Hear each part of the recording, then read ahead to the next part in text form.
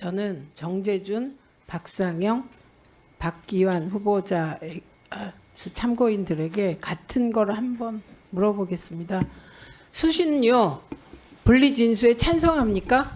짧게 세 분 답변해 주실래요? 재정 안정화는 그 KBS 공영 방송의 근간입니다. 지금 수신료 분리 징수되면서 KBS가 위기를 맞고 있습니다. 그래서 수신료 분리 징수에는 당연히 반대를 하고 있고요. 수신료 재정 안정화가 되어야만 KBS가 공적 기능을 원활하게 수행할 수 있다고 그렇게 판단하고 있습니다. 그 본부장께서 답변해 보시죠. 저 지금 수신료 분리 징수에 찬성하냐만 묻고 있습니다. 분리징수에 당연히 반대합니다. 네, 그 박기환 PD 어떻습니까?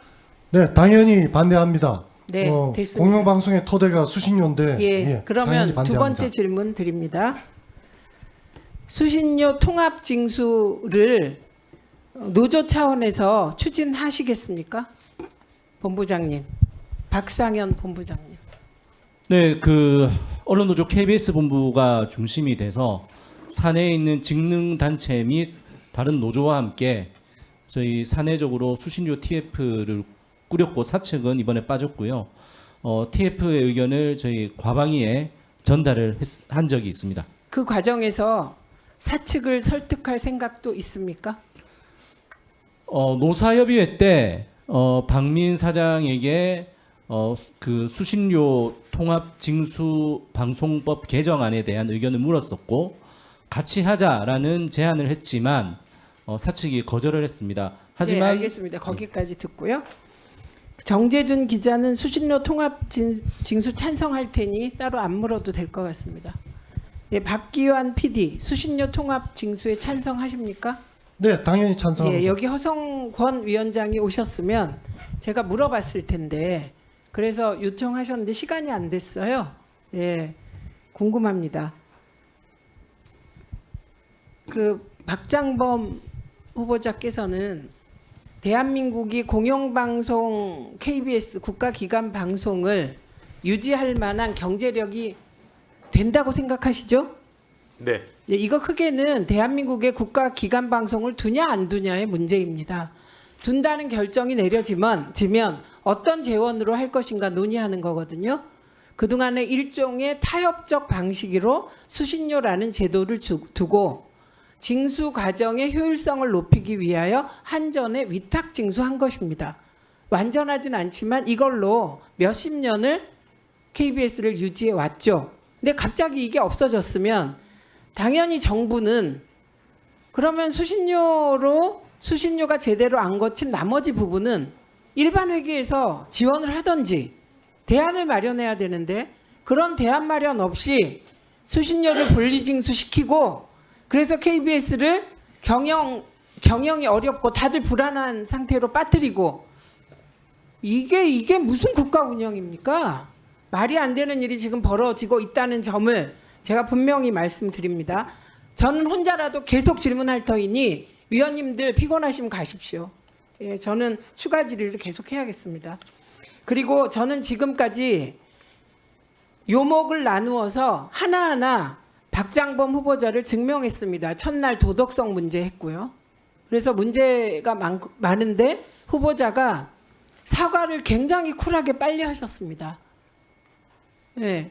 그리고 그 언론 자유나 방송 독립에 대한 의지가 있는지 정현주 사장은 노무현 대통령 때 노무현 대통령이 임명했지만 FTA 때 그 반대하는 소리를 KBS가 적극적으로 방송하고 보도하는 과정에서 그런 소문이 돌았어요. 노무현 청와대가 정현주를 버렸다. 이럴 만큼 방패막이가 돼서 취재 자율성, 보도 자율성을 보호해 줬습니다. 그런 분도 계세요. 박권상 사장은 말로만 기계적 중립이 아니라 정말 KBS를 기계적 중립 시대로 이끌었습니다. 그 기계적 중립이 돼야 그 이후에 가치 판단 보도가 나오든 말든 할 거 아니에요. 이런 사장들이 있습니다. 살펴보시면 방패막이가 됐고 두 분 다. 그거 기억해 두시고요.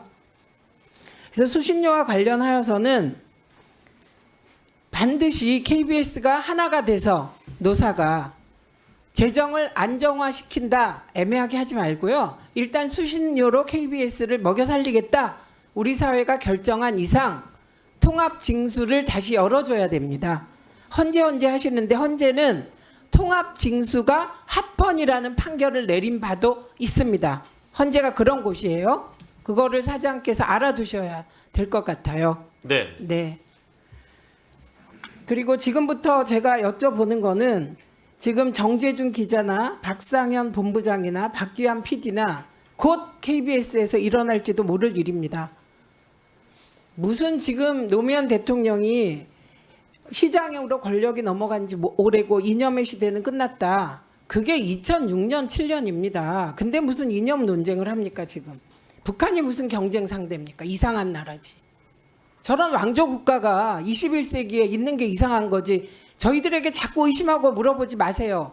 제가 지난번에도 6.25는 남침이라고 분명히 말했습니다. 스탈린과 김일성의 오판에 의해서 우리 동족이 150만 명 이상이 살상됐다고. 김일성은 전범이라고. 이념의 시대 끝내주십시오. 우파좌파 그런 말 이 자리에 와서 하지 마세요. 그래서 저는 지금부터는 곧 일어날 걸 묻겠습니다. 좀 아까 국제뉴스 강화하겠다고 하셨죠? 제일 먼저 뭐 하실 겁니까? 일단 가장 중점을 두신 특파원 복원해야죠. 복원하는 거는 사실 저희가 예산이 꽤 그러니까 많이 들어가는 제가 사안입니다. 말 잘하셨는데 해외 지국을 8개에서 7개 줄였고요. 특파원이 17명에서 11명으로 감소됐죠. 그런데 어떻게 국제뉴스를 대폭 강화합니까? 다른 방법 없어요. 어제 답변하실 때 그 다른 소스를 동원해서 국제뉴스를 강화해 보겠다고 했는데 그 소스가 뭡니까? 정확히 얘기해 보세요. 편성입니다. 편성. 편성이라는 건 지금 이제 뉴스 시간 외에 글로벌 24 그리고 세계는 지금이라는 프로그램이 아마 대표적인 국제 정보 뉴스 아니 근데 프로그램입니다. 그 정보를 어떻게 얻냐고요? 일단 프로그램을 이제 국제 뉴스를 강화할 수 있는 프로그램을 런칭을 편성해 잡고요. 물론 그러니까 이것도 실무자들이 이제 먼저 기한을 올려야겠지만 그 다음에 국제 뉴스에 특화되고 싶어하는 이 PD나 기자들이 있습니다. 예, 알았어요. 무슨 말씀인지 알았는데 그러려면 일단 국제 뉴스에 특화된 PD나 PD 기자 뽑아야겠죠. 예, 그리고 그 소스를 외국계 누군가가 정보를 주는 외국계 회사에 계약해야겠죠. 그리고 그게 안정화돼야 되겠죠. 시간 걸리죠. 그래서 세계 모든 언론사들이 특파원 제도를 두고 해외 지국을 두는 거잖아요. 제일 먼저 할 일은 최소한 특파원을 원상복귀시키는 거예요. 그거 복귀 안 시키고 어떻게 합니까? 그럼 이게 당장 재원 마련 문제에 직면하게 됩니다. 이거에 대해서 그 박상현 본부장님 어떻게 생각하십니까? 국제 뉴스를 강화하려면 당연히 특파원 줄인 거, 해외 지국 줄인 거 합리적으로 검토해서 복원시켜야 되는 거 아니에요? 그 방금 후보자께서 말씀하셨던 특파원 세계는 지금 같은 경우도 저희 특파원 PD나 특파원 기자들이 제작을 같이 하고 있는 거라서 특파원이 없이는 안 되는 거고 말씀하셨던 것 중에 국제뉴스 특화 PD나 기자라는 것이 뭘 의미하는지는 모르겠는데 국제뉴스가 아니라 뭐 런던 특파원을 하셨으니까 영국이면 영국, 미국이면 미국 그 지역의 전문 지식을 가진 종사자라고 하면 특파원이 아니고서는 해결이 될 수 있는지 저는 잘 이해가 되지 않습니다. 예, 그러니까 지금 저 여기까지 하고 추가 질의하겠습니다. 네, 합니다. 저는 네, 저 합니다.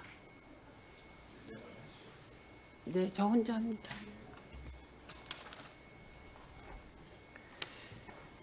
예, 그래서 비용 문제 당연히 나오겠죠. 예, 그러면 첫째, 수신료 통합 징수 추진해야 합니다. 예, 이거는 뭐 답 안 하셔도 좋아요. 곤란할 테니까. 전사적으로 추진하셔야 합니다. 국회와 의논하셔야 됩니다. 여야가 이 부분만은 협의해서 KBS의 재정 안정시켜 줘야 됩니다. 이거 안 해주고 계속 100마디 얘기하는 거 아무 의미가 없습니다.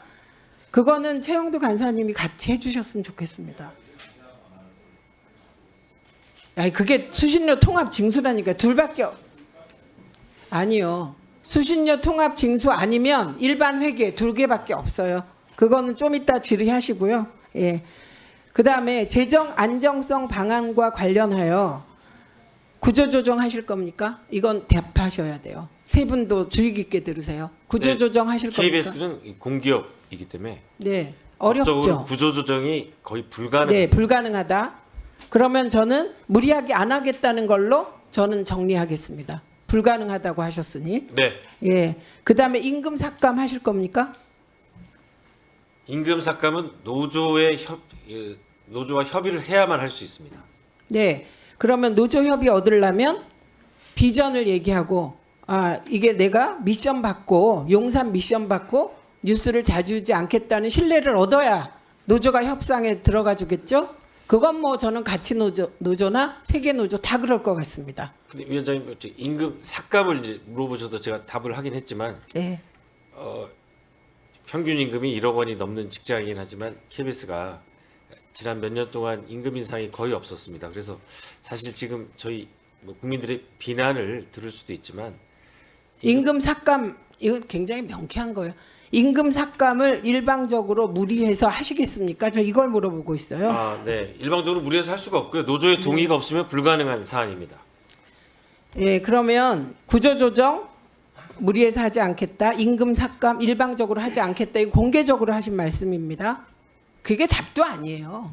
이제 다 정해진 절차가 있기 때문에 제가 예, 강제할 그러면 수는 없습니다. 정확히 어제 예산을 선택과 집중 방식으로 글로벌 시장 예산에 집중하고 다른 부분은 효율화하겠다라고 말씀하셨습니다. 네. 효율화가 뭡니까? 여기서 어제 답변할 때 그 효율화가 무슨 뜻입니까? 그 부분은 이제 그 예산 가운데 6,350억 정도가 저희 제작비입니다. 제작비를 1TV 51개 프로그램, 2TV 31개 프로그램에 어떻게 보면은 좀 기계적으로 균형해서 나눠서 이 제작비를 배분하는 시스템이었는데 효율화라는 거는 사실상 될 만한 콘텐츠 집중해서 투자를 해야 이 효과가 나오거든요. 그래서 1TV, 2TV 대표 프로그램 이른바 이제 대기획이라고도 부를 수도 있고요. 2TV 같은 경우는 이제 시청률이 좀 잘 나오는 프로그램을 할 수 있습니다. 거기에 대한 투자를 많이 하겠다는 얘기입니다. 예, 제가 어제 질의응답을 보면서 그렇게 생각하시는 것 같았어요. 그런데 KBS가 SBS가 아니잖아요. 공영방송이잖아요. 국가기관 방송이잖아요. 돈 안 되는 프로그램도 만들어야 되잖아요. 그렇기 때문에 그 51개의 프로그램을 그리고 31개의 프로그램 중에 어느 것에 선택과 집중을 하느냐에 따라 그 방송사의 철학이 드러나는 거 맞죠? 네, 어려운 네. 선택입니다. 예, 쉽지 않은 선택이죠. 이 부분과 관련하여 박상현 본부장 그 51개 프로그램, 31개 프로그램 예, 그거 선택과 집중한다면 어느 프로그램이 제일 빨리 없어질 것 같습니까? 시청률 안 나오고 돈 안 되는 프로그램 없어지겠죠. 소위 얘기해서 사회적 취약계층을 위한 프로그램들이 제일 먼저 없어지지 않을까 싶습니다. 네. 이게 박장검 후보자가 경영을 이제 하시게 되면 그냥 맞닥뜨릴 문제고 만약에 소외계층 프로그램을 없애면 국회에 와서 그것 때문에 또 집중 포화될 그런 문제입니다. 그래서 박민 사장이 이 자리에 와서 많은 게 빨리 잘 될 줄 알았는데 막상 해보니까 쉽지 않더라 그렇게 고백을 하신 일이에요. 그래서 지금 제가 후보자가 답변하는 걸 보면서 매우 걱정이 많이 됩니다. KBS가 어떻게 갈까. 그래서 정말 노조하고 얘기 많이 하셔야 됩니다. 진짜. 그래도 노조가 3개나 있잖아요. 그 3개 노조가 전부 소외계층을 위한 프로그램 없애자고 앞장서진 않을 거 아닙니까? 노조니까. 임금 삭감해서 비정규직부터 임금 삭감하자는 주장은 안 하실 거죠? 네. 네. 그렇기 때문에 이제는 주로 내부 구성원들과 만나서 이런 문제를 논의해야지 그 류희림 위원장처럼 일찍 나가갖고 어디론가 가버리고 그거는 내부하고는 얘기 안 한다는 거거든요. 그렇게 하시면 절대로 안 됩니다. 그리고 저희가 지속적으로 KBS는 매우 중요하기 때문에 관심을 갖고 지켜보고 두 간사님과 함께 수신료 문제에 대해서는 잘 아세요. 최영도 간사님도. 지금은 통합징수로 다시 가는 것밖에 길이 없다는 거를 정치적 상황 때문에 어려울 뿐입니다. 자, 그러면 지금부터 잠시만 주목해 주시기 바랍니다. 제가 구독자분들을 위해서 선물 하나를 준비했는데요. 제가 항상 여러분들께 드리는 말씀이 있습니다. 뉴스만 평소에 잘 챙겨보셔도 돈이 되고 돈을 벌 수 있다라고 말씀을 드렸는데요. 여러분들은 여기 보시는 삼성전자 뉴스를 보고 어떤 생각이 드세요? 아니면 정치인들의 뉴스, 날씨 뉴스를 보고는 어떤 생각이 드시나요? 그냥 뉴스만 보고 끝내는지 아니면 이 뉴스를 어떻게 이용할 수 있는지 이 부분을 고민하고 계시는지를 되물어보고 싶습니다.